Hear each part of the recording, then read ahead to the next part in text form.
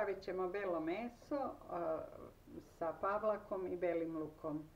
Zato nam je potrebno znači šnicle belog mesa isečene tanko, beli luk, pavlaka, sol, začin suvi, kašika mrvica i kašika sečenog peršunovog lista. To ćemo izmešati.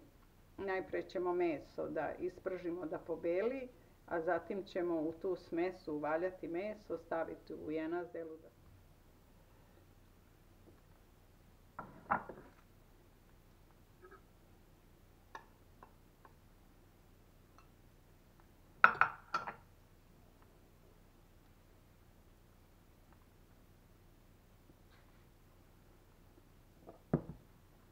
Meso ćemo posoliti.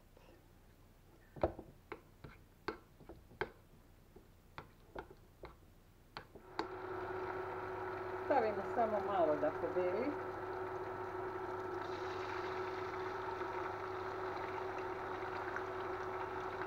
A zatim ćemo to da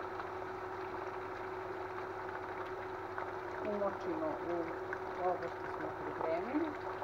Staviti u jenazdelu da se peče 20 minuta, a 10 minuta da ostavi isključeno.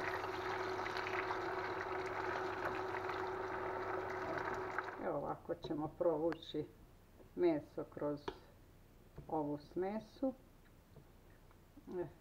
Treba posoliti.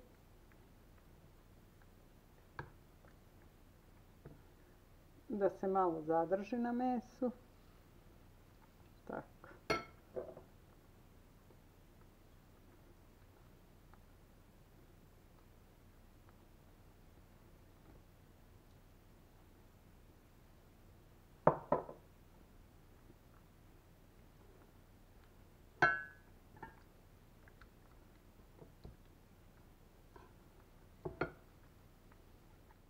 Sad ćemo ovaj ostatak što je ostalo, to ćemo staviti preko mesa i staviti 20 minuta na 250 stepeni, isključiti redno, ostaviti još 10 minuta da se peče. Jelo je gotovo.